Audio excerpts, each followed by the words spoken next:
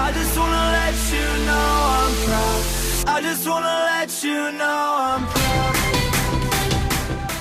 What's up, guys? It's Benny. When Donald Trump first selected J.D. Vance as his running mate, I wasn't skeptical. I wasn't against it. I just didn't know much about J.D. Vance, quite frankly. He was new to the political scene. He just got elected to the Senate 2 years ago.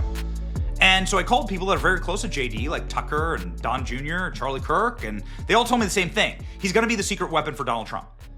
He's going to be the intellectual foundation for the arguments inside of the MAGA movement that will set the stage for America First movement into the future for the next generation. And hot damn, has that ever been true. J.D. Vance did a pitch perfect vice presidential debate right when the landscape was shifting in Trump's direction. And he gave us this meme, and he goes into enemy territory, storms the gates of the enemy with the corporate media in a way that I've never seen any Republican do. Ladies and gentlemen, this Sunday was no exception when J.D. Vance was on CBS's Face of the Nation. Very tough show, very left-wing show, talking about illegal immigration and delivering just absolute banger after banger after banger. Like this. J.D. Vance murders CBS in incredible fashion. A new era is here. Well, this is a country founded by immigrants. Well, this is a country founded by... country. This is a very unique country, and it was founded by some immigrants and some settlers. But just because we were founded by immigrants doesn't mean that 240 years later that we have to have the dumbest immigration policy in the world. Yeah, it doesn't mean we have to have a stupid immigration policy. It doesn't mean we have to be stupid, right? Check this out. When Margaret Brennan said, oh, these immigrants are vetted. They're vetted. You can't deport them. They're vetted. J.D. Vance has the perfect response to this about unvetted criminal migrants, saying, I don't want to live around these people. Do you remember the guy who planned a terrorist attack in Oklahoma just a few months ago? She has no answer. And the end of this clip is incredible. When you talked to us in August, you said, I don't think we should abandon anybody who's been properly vetted and helped us. Do you stand by that? Well, Margaret, I don't agree that all these immigrants or all these refugees have been properly vetted. In fact, we know that there are cases of people who allegedly were properly vetted and then were literally planning terrorist attacks on our country. That happened during the campaign, if you may remember. So clearly not all of these foreign nationals have been properly vetted. But there are 30,000 people in the pipeline, Afghan refugees. But my primary concern as the vice president, Margaret, is to look after the American people. And now that we know that we have vetting problems with a lot of these refugee programs, we absolutely cannot unleash thousands of unvetted people into our country. It's not good.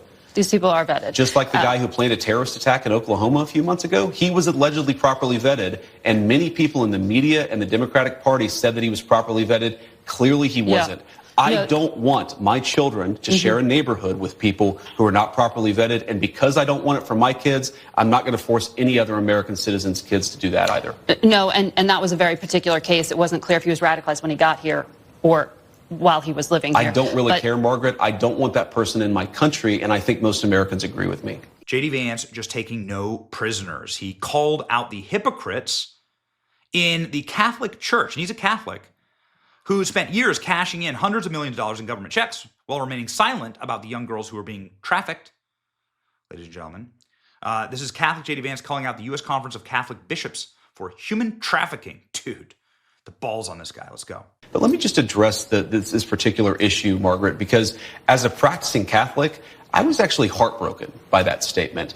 And I think that the U.S. Conference of Catholic Bishops needs to actually look in the mirror a little bit and recognize that when they receive over $100 million to help resettle illegal immigrants, are they worried about humanitarian concerns, or are they actually worried about their bottom line? We're going to enforce immigration law. We're going to protect the American people. Donald Trump promised to do that. And I believe the U.S. Conference of Catholic Bishops, if they're worried about the humanitarian costs of immigration enforcement, let them talk about the children who have been sex trafficked because of the wide open border of Joe Biden. You personally let them talk about people like Laken Riley who were brutally murdered. I support us doing law enforcement against violent criminals, whether they're illegal immigrants or anybody else, in a way that keeps us safe. J.D. Vance getting tons of love this morning all over my timeline. Let me be clear, no foreign national entering this country is properly vetted by the feds. It's a dangerous joke and a pretense. Otherwise, he's right on the money. Do you really trust the feds? Do you really trust the feds to vet these migrants? Really, seriously.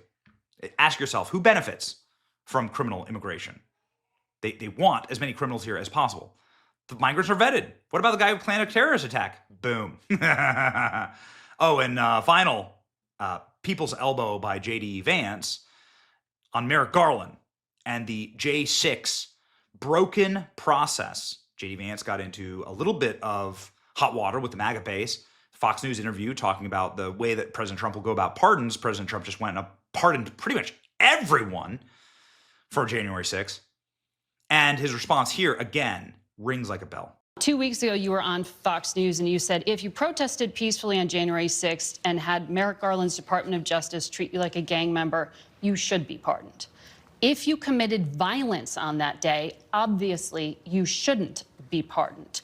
Did you counsel the president against these blanket pardons for 1,500 people? Well, Margaret, I noticed... Including those who committed violence. Margaret, I noticed that you cut off the thing that I said immediately after that. The full quote is that, of course, there are gray areas.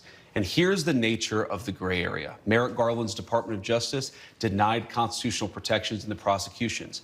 There were double standards in how sentences were applied to the J6 protesters versus other groups. What the president said consistently on the campaign is that he was going to look at a case-by-case basis. This is blank. And that's exactly what we did. We looked at 1,600 cases. And the thing that came out of it, Margaret, is that there was a massive denial of due process of liberty, and a lot of people were denied their constitutional rights. The president believes that. I believe that, and I think he made the right decision. Daniel Rodriguez used an electroshock weapon against a policeman who was dragged out of the defensive line by plunging it into the officer's neck.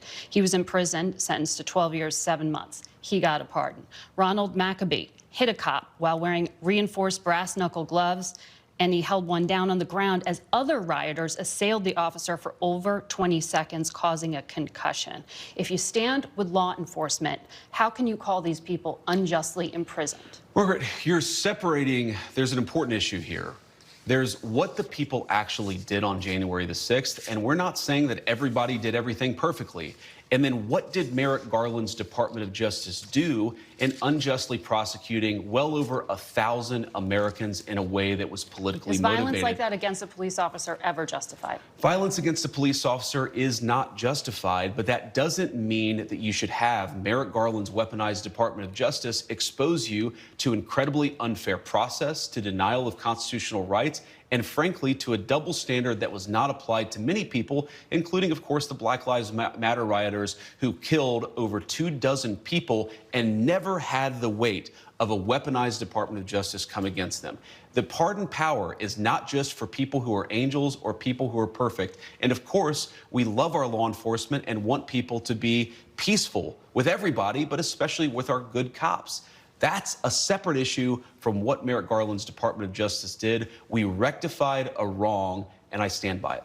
Of course, this all comes on the heels of President Trump just destroying the president of Colombia, who said they're not going to take back migrants.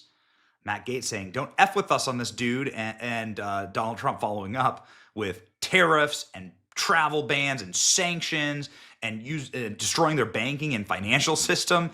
Oh, man. Dude, this immediately, of course, lent to the president of Panama caving and saying, oh, yes, not only will we take back the criminal aliens, we'll pay for it. And Donald Trump posting this F around and find out meme. So it's just an amazing day. In case there was any daylight, or in case you're wondering how this American administration will be treating criminal aliens and those who are here illegally, let's just end with another Trump administration interview, Tom Homan, saying exactly how ICE is going to treat all criminal aliens and how it's better for you to just go home now. Here we go. I want to go back to those military flights going south. As you said, we have never seen that before. Is that going to be a constant commitment from the U.S. military every single day to take deportees out? Yes. So is this what we will see every single day, ending in what the president has promised is millions and millions being deported? Yes, but you can see the numbers steadily increase, the number of arrests nationwide as we open up the aperture. Right now it's concentrating public safety threats, national security threats.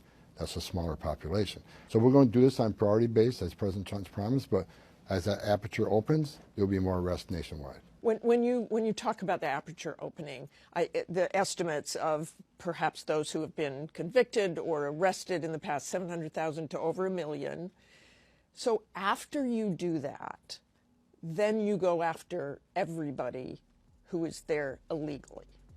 If you're in the country illegally, you're on the table, because it's not okay to violate laws of this country. You got to remember, every time you enter this country illegally, you violated a crime under Title 8, United States Code 1325. It's a crime.